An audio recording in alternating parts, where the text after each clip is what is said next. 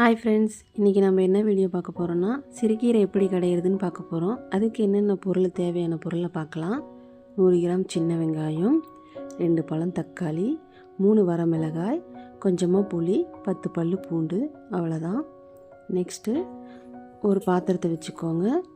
அதுக்கு 2 கத்து கீரை நான் எடுத்திருக்கேன். அதுக்கு தேவையான அளவு பாத்திரம் வச்சுக்கோங்க.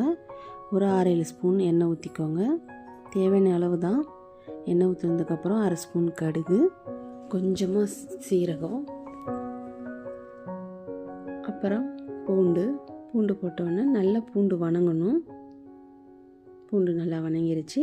அடுத்தது வரமிளகாய், நெக்ஸ்ட்டு சின்ன வெங்காயம் அறுக்க தேவையில்லை, அப்படியே முழுசாகவே போடலாம். நல்லா வணங்குறதுக்கு கொஞ்சமாக கல் உப்பு சேர்த்திக்கோங்க. நல்லா வணங்கட்டும்.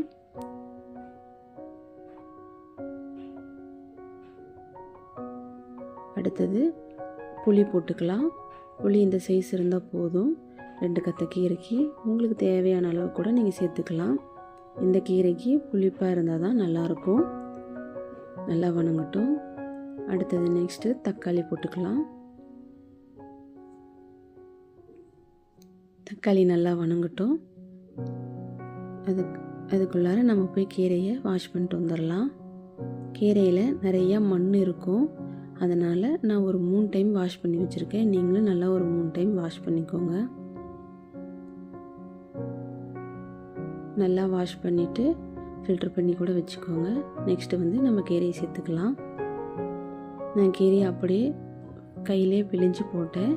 அதனால் எனக்கு போதுமான அளவு தண்ணி கீரையிலேருந்தே கிடச்சிருக்கு. உங்களுக்கு தண்ணி கம்மியாக இருந்தால் நீங்கள் ஒரு 1/2 டம்ளரோ 3/4 டம்ளரோ தண்ணி ஊற்றிக்கலாம். நல்லா வணங்கட்டும். ஒரு பிளேட் போட்டு மூடிக்கோங்க. அப்பப்போ இடையில எடுத்து வதக்கி விடுங்க, இல்லைன்னா அடி பிடிச்சிக்கும்.